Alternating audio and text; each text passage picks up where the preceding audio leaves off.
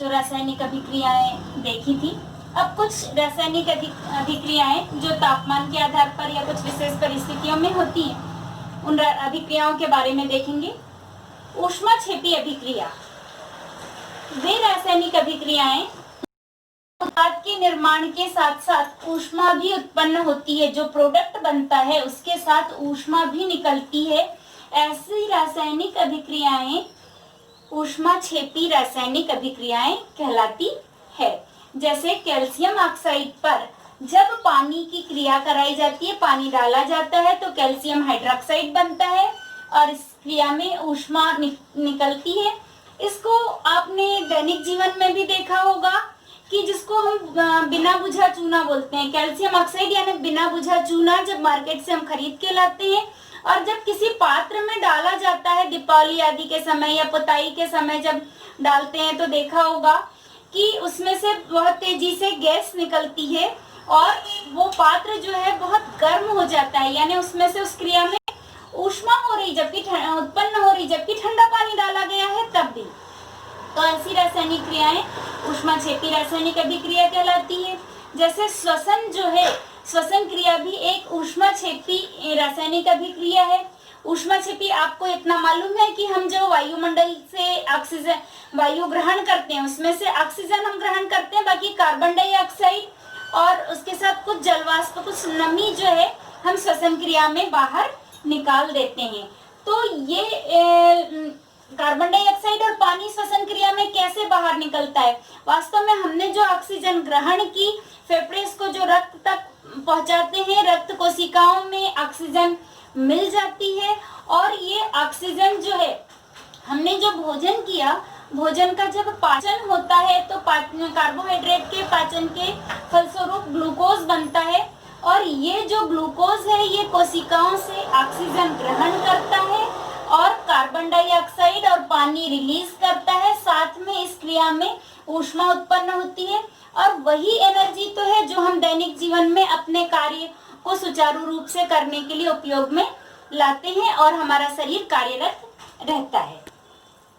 इसके बाद है ऊष्माशोषी अभिक्रियाएं, जस्ट अपोजिट। जैसे इसमें हमने कहा था कि ऊष्मा बाहर निकलती उत्पाद के साथ, जबकि इसमें जो है किसी उत्पाद के निर्माण के लिए ऊष्मा दी जाती है। उत्पाद तभी बनेगा जब उसको ऊष्मा दी जाएगी, अर्थात वे रासायनिक अभिक्रियाएं जिनमें उत्पाद के निर्माण के लिए ऊष्मा की आवश्यकता होती है ऊष्मा शोषी रासायनिक अभिक्रियाएं कहलाती है। शोषी से ही यहाँ पर हमें समझ में आ जाना चाहिए। शोषी यानी शोषण होना, एब्जॉर्ब करना।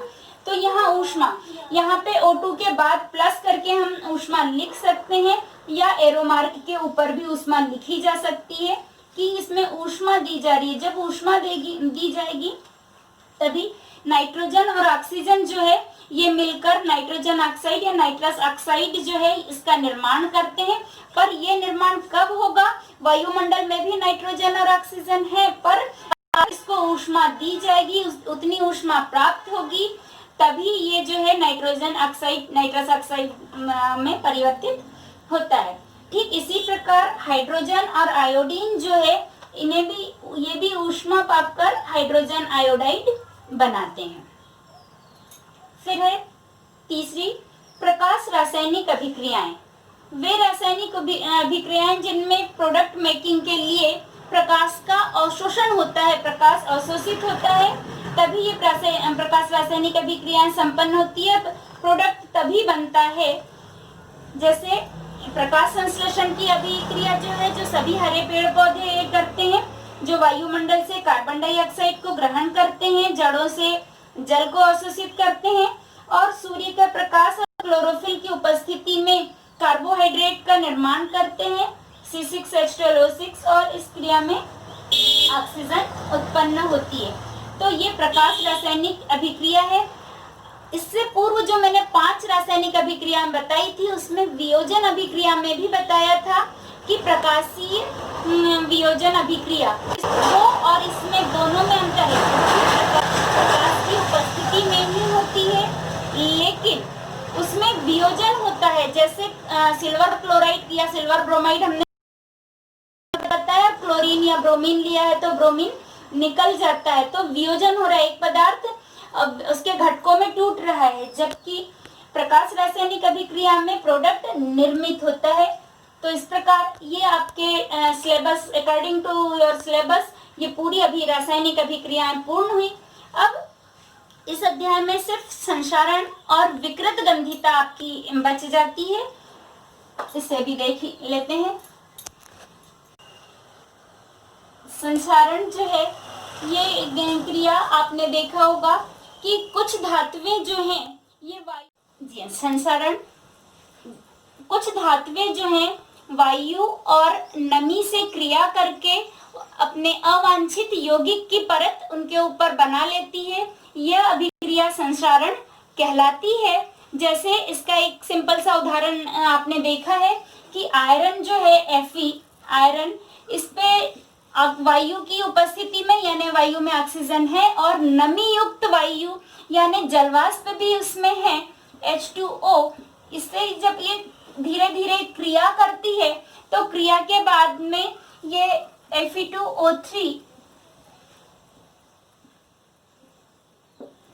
की एक परत इसके ऊपर जम जाती है जो कि लाल रंग की होती है, जिसको हम जंग के नाम से जानते हैं, आयरन ऑक्साइड जो कि जंग के नाम से जानते हैं। अब यहाँ पर देखिए मैंने XH2O लिखा है, यहाँ पे ये XH2O इसलिए लिखा है कि लोहा यदि है तो हमने कहा कि नमी युक्त वायु कभी जलवाष्प अधिक भी हो सकती है, किसी मौसम में कम भी हो सकती है। जैसे बारिश का मौसम है तो जलवाष्प अधिक होगी और यदि समर सीजन है तो उस समय वायु में जलवाष्प की मात्रा बहुत कम होगी। तो उसके आधार पर या कोई एक लोहे की पलंग है और भर बारिश में पड़ी हुई है तो लगातार उसके ऊपर पानी आ रहा है तो बहुत जल्दी जंग लगेगा, ज्यादा मात्रा में बनेगा। तो यहाँ पर उतने ही पानी के अणु लेते हैं, यानी पानी अधिक और कम भी हो सकता है। और पॉइंट XH2O यानी 2, 3, 4, 5 कुछ भी यहाँ जल के अणु हो सकते हैं। X अर्थात ये जल के अणु जिनकी संख्या परिवर्तित हो सकती है। तो इस प्रकार ये धातुएं संसारित हो जाती हैं। और फिर आपका अंतिम टॉपिक बचा है विकृत गंधिता। विकृत गंधिता,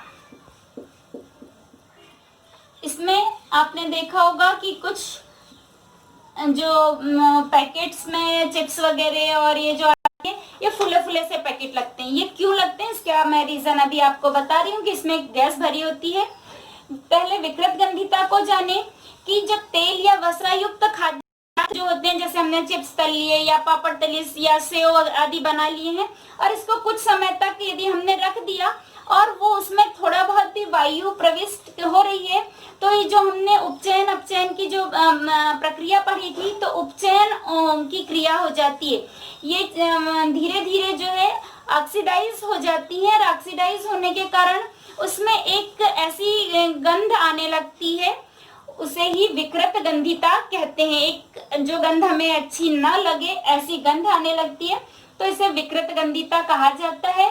और इससे बचाने के लिए ही नाइट्रोजन जो कि कम सक्रिय गैस है तो ऑक्सीजन निकाल कर और ये पैकेट्स जो भरे जाते हैं उनमें नाइट्रोजन गैस भर दी जाती है ताकि उन पदार्थों को अधिक लंबे समय तक विकृत होने से बचाया जा सके और उसमें स्मेल न आने पाए। इस प्रकार आपका ये अध्याय पूर्ण हुआ